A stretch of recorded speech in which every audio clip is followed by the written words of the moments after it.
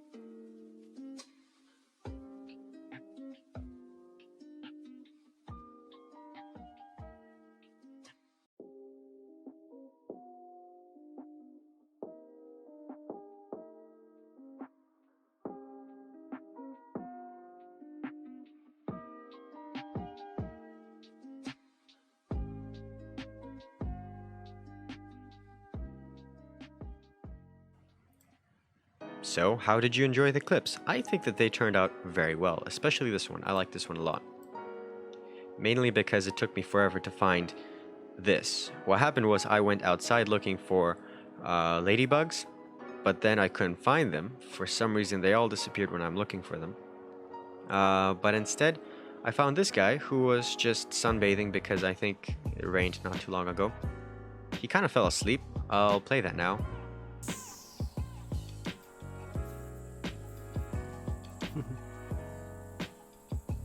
Ding.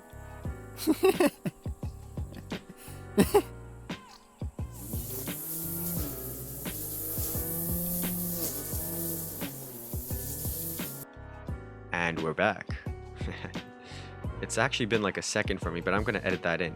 So yeah, so why is 4K 60 FPS a game changer? Well, I think it is because, well, now you have a second layer of stabilization. That's not something that it's actually called, okay? I just made that up, but I'll explain, okay? I'll explain. So the only video that actually got stabilized was this one. Now this has nothing to do with the actual clips from the Pocophone. This is just the intro, but I'm just saying that, you know, that's the only one. The rest were not stabilized, you know, in post. They were not stabilized with a gimbal either. So how did they turn out so smooth? Well, I used a steady hand, just my own hand. And I also recorded these videos in 4K 60, and I changed the playback speed by 50%. So these clips are all in 30 FPS, not 60. And this is why this is so smooth, because all those bumps are now spread out, all those, shakes are spread out by 2 times. So they're longer and therefore they look smoother. This is a popular technique that a lot of people use. Of course, if you use, let's say, 120 FPS and then you slow that down to 30, of course it's going to look way smoother than even this. Anything that you slow down by, let's say you take something at 1000 FPS and you slow that down down to 30, it will look smoother, even if you shake the camera like crazy. I will actually put a video in the cards of this video, which you should check out. It's a video that some dude made of how to make videos with your camera, with your phone that has a nice camera. And he goes over, well, taking videos at high frame rates so you can play them back at slower ones so that it looks smoother. And then, of course, after that, you can add a second layer of stabilization, which will be your post stabilization.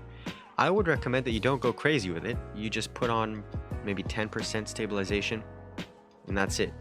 That way, it still looks sort of handheld, but it looks natural, basically.